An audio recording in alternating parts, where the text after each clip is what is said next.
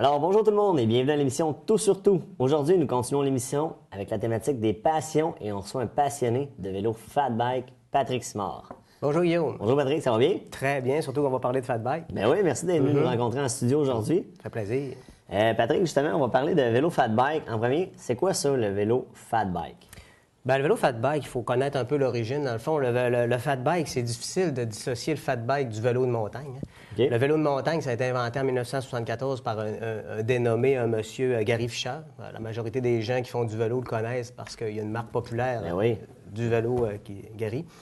Ensuite, le fat bike en tant que tel, il est comme arrivé un petit peu par hasard, dans le fond, là, vers la fin des années 80.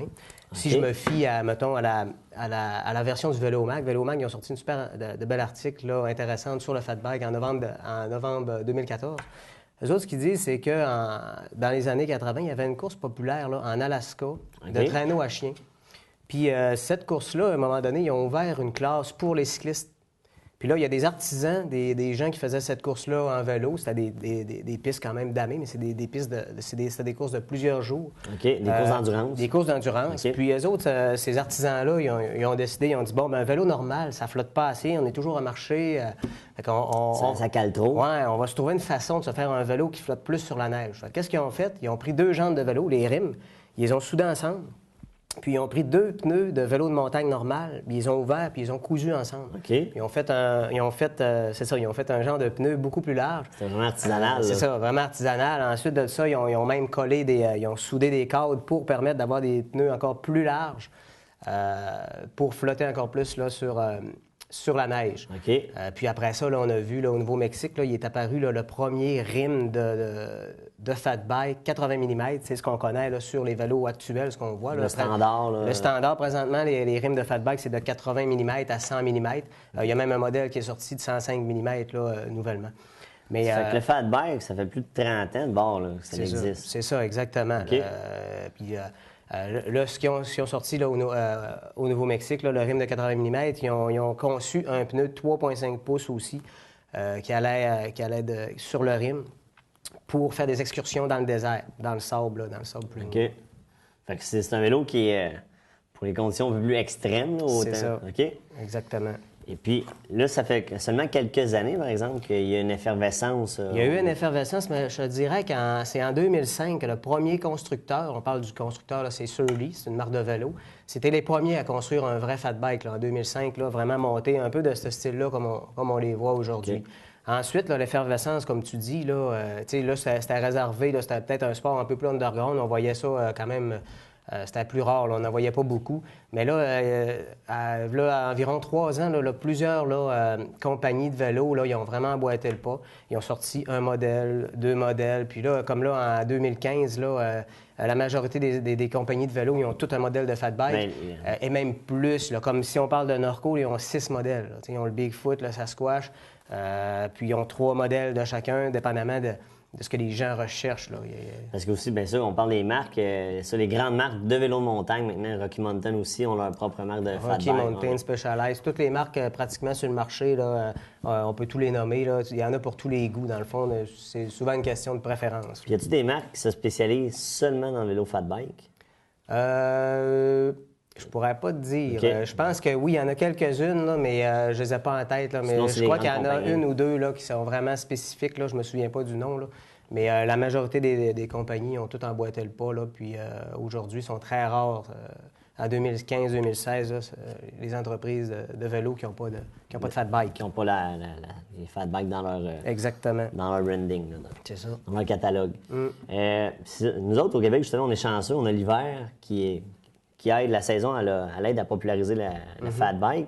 Mais tu disais, tout, on peut l'utiliser l'été, dans le fond. C'est un vélo qu'on peut utiliser à l'année. Oui, bien c'est ça. C'est un vélo qui est 4 saisons quand même. C'est sûr que c'est différent. L'été, c'est différent d'un vélo de montagne. Tu sais, ça va être plus... un vélo de montagne dans un petit sentier, c'est encore l'idéal. Là. C'est plus stiff, c'est plus... Ça, c'est plus relax. Là. Mais OK. sur le sable mou, mettons, c'était... pour l'été, on voit ça souvent sur les plages. Mais il y a des adeptes qui vont utiliser le vélo fat bike 4 saisons. Puis moi, je crois que même dans le futur, on va voir des gens qui vont se faire le choix de s'acheter un seul vélo. On va se dire, regarde, ça va faire pour les 4 saisons de fat bike. Là. Moi, je me souviens, parce que je fais du vélo de montagne, du fat bike un peu moins. je commence à en faire un peu plus, mais mon vélo de montagne, j'en faisais l'hiver. Mais c'était vraiment pas l'idéal, là. Je veux dire, les composantes, ils sont... ma suspension à gel, les pneus en étant plus minces, tu restes pris dans la neige pas mal plus vite, ça flotte moins. Fait que j'imagine ça, avoir un vélo fat bike comme ça, Ben, c'est super ça trippant, solutionne. là. C'est super trippant l'hiver, mais souvent, il y en a des fois qui pensent que c'est comme des raquettes aussi. On peut s'en aller en plein bois, pas d'amer, rien. Mais ça prend quand même des organisations qui ont des pistes, que c'est tapé soit des pistes de ski de fond, des pistes de raquettes. Mais sauf que des pistes de raquettes, c'est plus pour des gens qui ont plus experts un peu, Ouais. c'est plus difficile.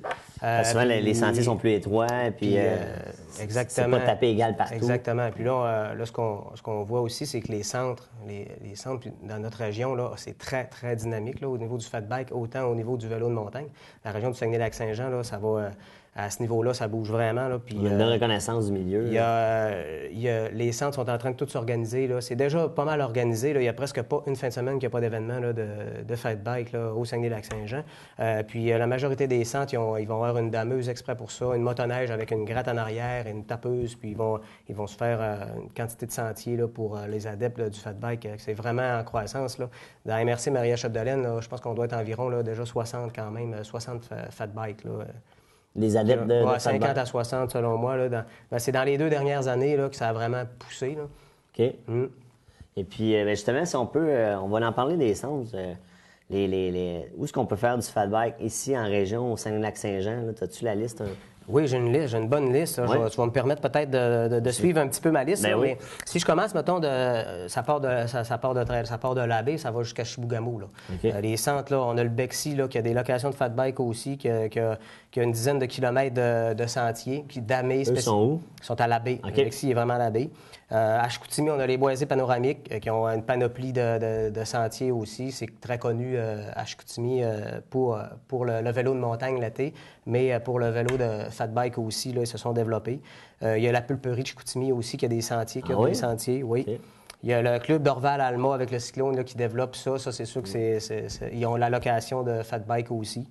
Le Mont-Lac-Vert, qui est très reconnu aussi au niveau du fat bike, sont très dynamiques. Eux autres, ils ont toute la montagne, là, le pourtour de la montagne est damé. Les gens qui ont besoin d'aller faire un peu d'endurance puis du cardio pour avoir un beau défi, c'est un très beau défi parce qu'on monte au complet la montagne. OK. Leur Faut la piste, environ monter. 13 km de sentiers damé motoneige d'environ 3-4 pieds. Toboski à Saint-Félicien aussi, c'est très beau. Ils ont une quinzaine de kilomètres. Ouais. Ils ont de 15 à 20 vélos aussi à louer. C'est très intéressant. Ils ont 15 km de sentiers spécifiquement au fat Au bike. fat bike, OK. Puis sinon, ils peuvent emprunter les sentiers de raquettes. Puis, Exactement. Ensuite, on a le Mont-Chalco à Chibougamau avec le Club Vélo Gamic qui ont une belle panoplie aussi de sentiers. Là. C'est vraiment du sentier single trunk, mais 3 à 4 pieds, je te dirais, là, pour le fat bike. Puis, on a Adomiski, notre super centre. Ici à Dolbeau, ici à Dolbeau. Si Ouais. on parle au niveau local, on a 5 fat bikes à louer en location. Puis, ce qu'on a fait à Domiski, c'est très intéressant. On a ouvert les pistes de ski de fond, les ski patins, en sentier de fat bike. On a investi sur la dameuse, la grosse dameuse, pour mettre une palette qui tape une piste à gauche. Un traceur dans le fond. Un traceur Ouais. pour spécifiquement le fat bike. Ça a pour effet de nous ouvrir environ 20 km de sentiers de fat bike facile pour débutants et initier des gens. Ça, je pense que souvent, là, des fois, le vélo de montagne puis le fat bike, il y a peut-être c'est pas nécessairement une mauvaise presse, mais les gens voient ça souvent comme un sport extrême. Mais c'est pas le cas. Moi, je trouve que c'est un sport qui peut s'appliquer à n'importe qui. C'est un super de beau sport, c'est relaxant, c'est d'endurance aussi. Mais Les adeptes de vélo, justement, les adeptes de vélo l'été, souvent l'hiver, ils font pas de vélo parce que, mettons, sur la route, le partage de la route l'hiver est pratiquement impossible à cause que les routes sont plus étroites à cause des bancs de neige et tout ça.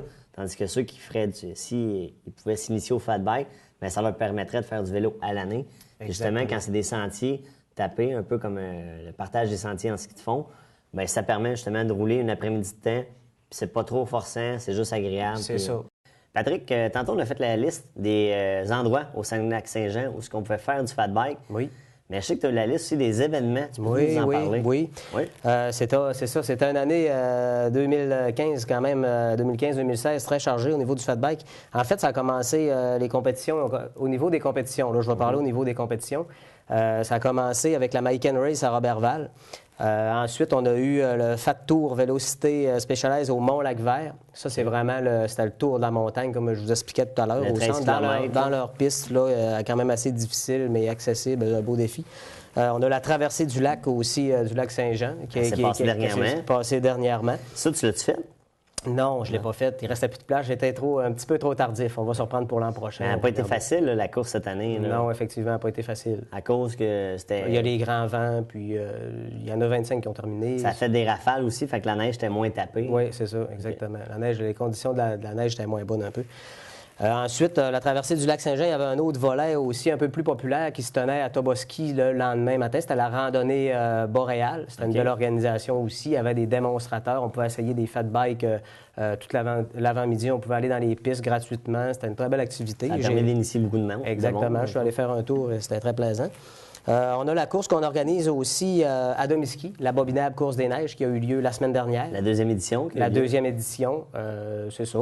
Ça a eu lieu la semaine passée, ça a très bien été. Ensuite de ça, la semaine prochaine, il y a une course à Chicoutimi qu'on appelle l'Ultra Fat Tour à la pulperie de Chicoutimi. C'est une course, une activité avec beaucoup de dénivelé, une activité vraiment d'endurance là, avec une quarantaine de kilomètres. Là, je pense que c'est une question de nombre de tours là, à faire. Le maximum de nombre de tours. La durée des courses varie vraiment, là, comme, mettons, la Bobinable Course des Neiges qui a eu lieu à Domiski, on parle d'une heure environ. Environ une heure. C'est ça, les nombres de tours sont ajustés souvent le matin en fonction des conditions climatiques, parce que les conditions climatiques puis les conditions de neige, comme cette année, c'était exceptionnel, vont avoir une très grande influence là, sur la vitesse de pédalage, la vitesse de roulement du fat bike. Quand on a une piste qui est moins bien tapée, bien, c'est plus difficile à pédaler, ça va beaucoup moins vite. Donc, des fois, ça peut avoir de l'impact sur le nombre de tours. Là. On vise toujours une course là, de 45 minutes à 1h20 là, dans le circuit régional. Mais quand on parle d'une course comme l'Ultra Fat, là, ça, c'est une course de 3-4 heures et plus. Là. Oui, c'est ça. C'est environ. C'est une première en région. C'est un peu différent du circuit actuel. OK. Ensuite, il y en a une course aussi, c'est Fat Bike sur le fjord. Ça, c'est en début de saison. Il y a un duathlon aussi, Fat Rack Tour Vélocité, qui va avoir lieu en fin de semaine, si je me trompe. En fin de semaine, l'autre fin de semaine, pas en fin de semaine ici. Puis presque à toutes les semaines, là, il y a des randonnées. Là, les centres organisent des randonnées clair de lune. Là, pour initier les gens ou pour populariser le sport. Exactement. Je pense à Toboski, à la recherche du malamute. C'est pratiquement toutes les semaines. À Domiski aussi, on commence à emboîter le pas aussi. Là, les 5 à 7. Les 5 à 7, les randonnées découvertes. Ça va devenir de plus en plus. Là, c'est plus au niveau populaire pour délaisser un peu le niveau compétitif, pour plus initier les gens et faire connaître le sport. OK. Ça fait pas mal le tour. Ben oui, pour un sport que ça fait quand même 2-3 ans qu'il est en effervescence, je trouve que c'est quand même déjà très chargé. Ça devient, quand on veut mettre un nouvel événement dans un calendrier, ça devient complexe. Là. Ça demande une bonne planification.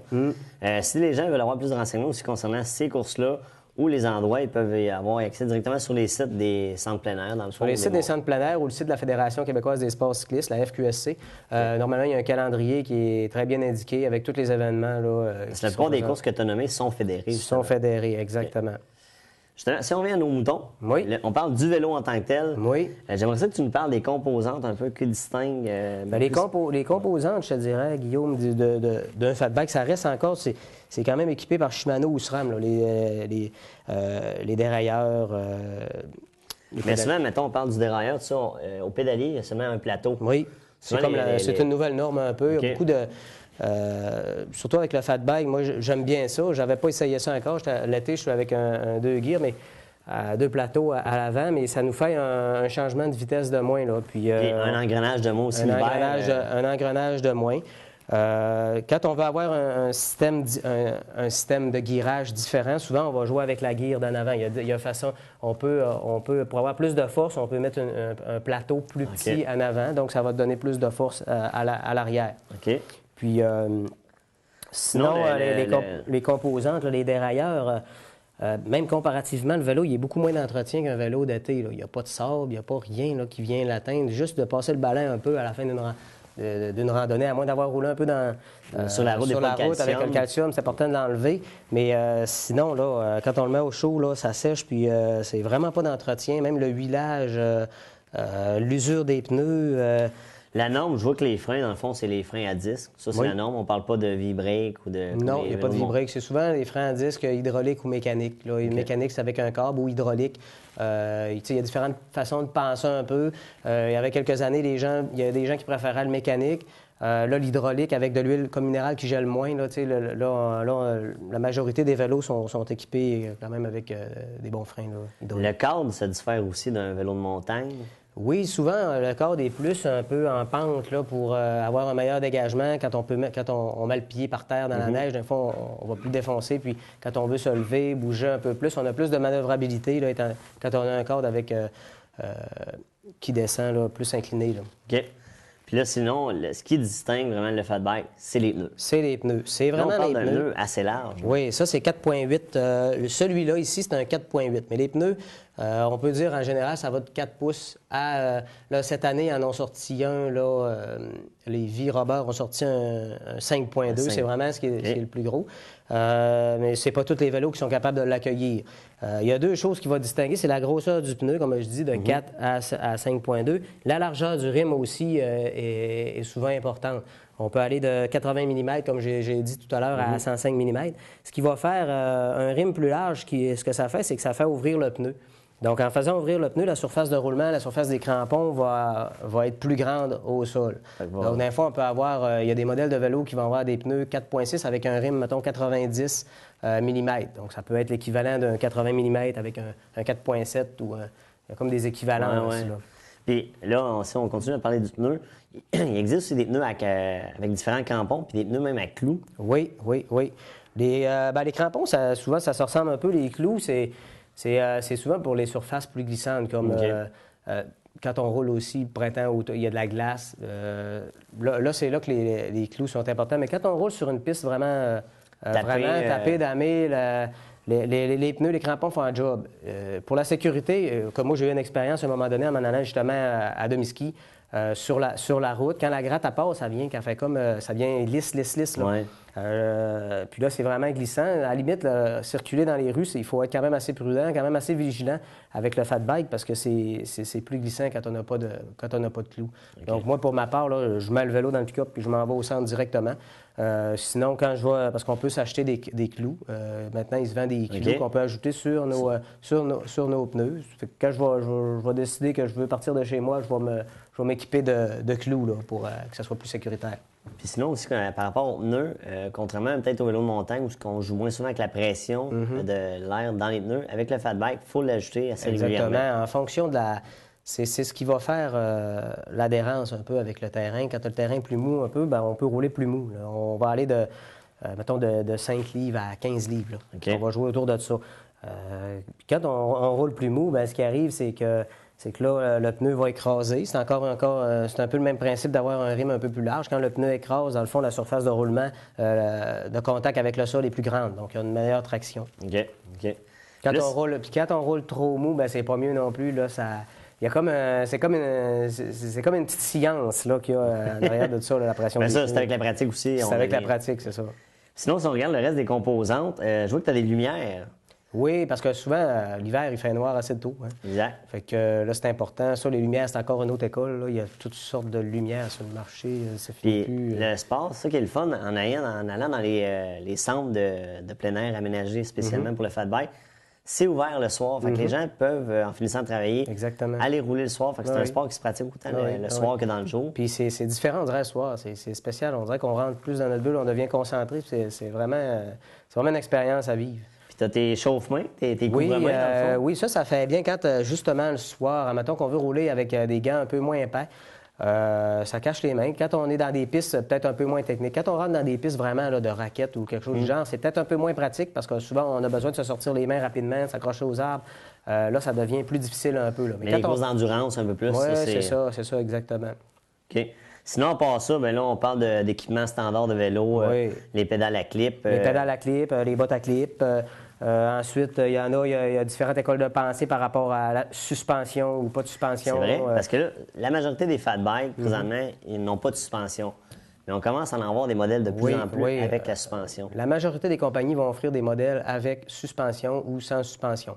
Les gens qui vont rouler 4 saisons sont avantagés d'avoir une suspension ou, je pense qu'à l'automne, au printemps, ou que ça dégèle, qu'il y a des bosses en masse, ou quelqu'un qui se promène souvent dans des sentiers avec beaucoup de bosses, c'est peut-être un avantage. Pour ma part, moi, l'hiver, c'est recouvert de neige, c'est doux avec la grosseur de pneus. Moi, j'ai préféré, j'ai une fourche en carbone, le devant est beaucoup plus léger. Moi, j'ai préféré rester avec la fourche rigide. Parlant de devant en carbone, puis les composants, c'est un vélo qui se détaille dans les milliers de dollars. Là. Ça, par exemple, c'est peut-être le hic. Présentement, le sport et à le rendre populaire, c'est le coût d'achat d'un vélo comme ça. C'est ça, exactement. Les vélos, présentement, par rapport à un vélo de montagne, on peut avoir un vélo là, de quand même d'entrée de gamme là, à 500 $. Là, je parle pas de la personne qui veut faire de la compétition et qui veut avoir le meilleur vélo parce que il n'y a pas de bout, là. Mais le vélo montagne est plus démocratique que le vélo fat bike. C'est ça. Mais le vélo de fat bike, là, les vélos actuellement, les moins chers sur le marché, ça commence environ à 1 000 $. Puis ça va aller jusqu'à 10 000 $. Ouais. Il y a le carbone, il y a tout, là, c'est les mêmes composantes. C'est un peu le même principe, c'est le poids, il y a des... Fait que quelqu'un, c'est quand même un gros investissement. Fait que là, le marché de l'usager commence à être intéressant par rapport au vélo. Le marché de l'usager commence à être intéressant, mais les vélos ne baissent pas beaucoup de prix quand même dans l'usager. Je te dirais parce que le vélo, il reste quand même très, très, très propre, là, puis il n'y a pas beaucoup d'usure, puis ça fait 3 ans, là. Tu sais, c'est pas commencé encore. Il y a pas les vélos sont pas vieux encore sur le marché, donc tu n'auras pas des fat bikes à 300 $ là, dans l'usager, là. Non. De là, intéressant aussi les centres qui offrent la location. La location, là, c'est très, très, très intéressant. Avant d'acheter, souvent... Parce que le coût de location est faible par rapport aux vélos qu'on loue. Exactement. Parce que c'est des vélos à 2 000 $ et plus que les centres louent souvent. Puis pour 20, 30 $ de l'heure, tu peux avoir un bon vélo puis l'essayer. Exactement, on peut l'essayer. Puis là, c'est vraiment intéressant. Là. On peut pogner la piqûre. Puis là, après ça, on peut investir. On est certain, mais souvent, on pogne la piqûre. Quand on l'essaye, on l'adopte, là, puis c'est comme se greffer un sourire hivernal. Mais justement, vu que c'est un sport que présentement au Québec qui est populaire l'hiver, on va parler aussi d'habillement. Tu t'es changé? Oui, exactement. Dans le fond, l'habillement... Mettons, on commence par le casque. La protection, bien importante, ça La protection, c'est bien important. J'ai amené 2 modèles de casque. OK? Ça, c'est un casque de snow ou de ski avec des lunettes. Dans le fond, c'est plus pour les températures quand il fait un peu plus froid. OK. Quand il va faire plus chaud, souvent, on va opter pour le casque conventionnel de vélo de montagne. Il est plus léger aussi. C'est ça. Il est plus léger, plus aéré. Moi, j'aime bien me mettre une petite cagoule mince en dessous qui descend jusqu'au cou. Des fois, on n'a pas besoin de se mettre un faux col. C'est confortable, ça respire. Puis avec une petite tuque aussi, là, c'est parfait. Puis sinon, les vêtements en tant que tels, la technique de l'oignon est recommandée. Oui, c'est souvent la technique des 3 couches, mais ça ne veut pas dire qu'on n'a pas... Tu sais, ça, c'est peut-être un kit idéal, peut-être pas le kit parfait, mais c'est pas parce qu'on n'a pas un kit comme ça qu'on peut pas faire de fat bike. Non. On est dans une région nordique, la majorité des gens sont équipés pour jouer dehors. Dans le fond, là, moi, j'ai un cuissard, puis s'il fait froid, je vais me mettre un petit coupe-vent, un coupe-vent par-dessus, mais un coupe-vent avec un caleçon, là, tout le monde a ça pratiquement. Exactement. Tant que c'est pas le gros bas de neige, le gros pantalon épais. Ça, lousse, puis qui va aller pogner qui va aller se prendre dans la chaîne. Exactement. C'est ça. Mais pour le haut, dans le fond, en gros, l'idéal, ça serait d'avoir la règle des 3 couches. Comme là, j'ai une coquille. J'ai une coquille Gore-Tex, dans le fond, qui respire. Avec des aérations en dessous. Des fois, en montée, on a des longues ascensions. On peut dézipper pour que ça respire plus, évacuer l'humidité davantage. Ensuite de ça, en dessous, ce qui pourrait être intéressant, ce serait un genre de vêtement de milieu de couche. Là, une bourrure, une certaine... Avec une petite bourrure, là, avec du duvet-doigt. Oui, ça, du duvet-doigt, c'est bien populaire aussi. C'est ça. Là, c'est l'isolation. Pour l'isolation, là, ça nous garde plus au chaud, ça garde notre chaleur à l'intérieur. Puis, vêtement technique, là, tout simplement, là, qui colle à la peau en dessous. Puis souvent, on peut jouer avec l'épaisseur du vêtement technique en dessous, dépendamment de la température. Le t-shirt de coton est à proscrire. Oui, c'est ça. C'est pas nécessairement l'idéal. Des fois, je vais tricher s'il fait plus froid. Je vais mettre de quoi? Je vais peut-être mettre une petite 4e couche là, pour être certain. Là, je sais que souvent, c'est la règle des 3, là, mais des fois, on va tricher un peu. Sinon, pour les gants, on parle de gants, dans le fond, n'importe quel gant. Si on a des coups des coups-gants, c'est pas pire. Sinon, faire avec des mitaines, il y en a qui le font aussi. Oui, ça se fait aussi, mais des gants de ski de fond, ça fait bien. OK. Quand on n'a pas de couvre-main, dépendamment de la température, c'est toujours la température, les vents. Des fois, ça prend des gants peut-être un peu plus épais, là, plus chauds, c'est certain. OK. Parce que les mains, c'est une extrémité. Les extrémités, souvent, ça gèle avant. Et là, la petite cagoule aussi qui est Ouais, fun c'est ça, avec le exactement, casque. c'est Ça. ça. Puis sinon, les bas. Sinon, moi, ce que j'aime bien, dans le fond, ce que je fais pour le bas, pour les jambes, c'est statique, hein, ça bouge toujours en vélo, donc on a peut-être moins besoin d'en avoir épais un peu, là, à moins qu'il fasse vraiment froid. Moi, je me mets un cuissard de ski de fond en dessous. OK. En dessous, j'ai un cuissard vraiment là qui Et est... dans le fond, l'équipement de ce qu'ils font, les vêtements de ce qu'ils font. Ça pourrait faire aussi, ça serait l'idéal. Ouais. J'ai un cuissard de ski de fond, de ski de fond épais là, qui rentre à l'intérieur de ma botte. Puis j'ai mon cuissard d'été que je mets par-dessus pour éviter, quand je mets le pied à terre dans la neige, que la neige entre. Parce que le secret, c'est d'empêcher la neige de rentrer dans la botte pour ne pas geler. Parce que les pieds, c'est une des premières places souvent qu'on gèle. Ouais. Puis quand on gèle des pieds, on n'a pas vraiment de plaisir. C'est ça. Bien habillé, c'est plaisant de C'est sortir ça, l'hiver. c'est ça. En terminant, parce que là, on a donné beaucoup de conseils techniques dans l'émission, mais on a plusieurs magasins ici dans la région, des chanceux, qui peuvent aussi rappeler les conseils, qui peuvent conseiller les gens, répondre aux questions. On a dans le fond, il y a Intersport qui le font. Oui, Intersport, eux autres, ici, eux autres, ils vont distribuer le Norco, OK. comme je vous expliquais tout à l'heure. Sinon, on a les Fairlac. C'est ça. Il y a Fairlac, qui, eux autres, ils distribuent Sphérique et Rocky Mountain. Puis on a Sport Ben à Mistassini, qui, eux autres, ils vont distribuer le Fuji. OK. Puis sinon, dans la plupart des autres municipalités où il y a des centres de fat bike, il y a des taillants de vélo aussi. C'est ça, ça fait le tour. Ça fait le tour. Puis sinon, il y en a partout dans la région. Là, les gens, s'ils se rendent directement dans les centres, ils risquent de rencontrer des utilisateurs de fat bike, puis ça va leur faire plaisir de répondre à leurs questions. Oui, exactement. Parfait. Bien, Patrick, c'est ce qui Moi, j'aurais juste de quoi aussi Oui. pour compléter. Les gens qui veulent essayer, peuvent venir en groupe aussi. On peut se former des groupes de 5 personnes pour avoir une location. Appeler à Domiski, appeler Guillaume, dans le fond, pour réserver les 5 vélos, faire une sortie en groupe. On peut trouver un guide aussi. Ça va lui faire plaisir d'accompagner les gens, donner les techniques de base. Bien, maintenant, avec les réseaux sociaux, là, c'est facile de se connecter avec les passionnés de fat bike. Et puis, il existe des pages aussi à cet effet. Donc, vraiment, un sport à essayer. Exactement. Bien, merci Patrick d'être venu à l'émission. Et puis, moi, dans le fond, je vous dis que c'est un rendez-vous pour une prochaine émission de Tout sur Tout.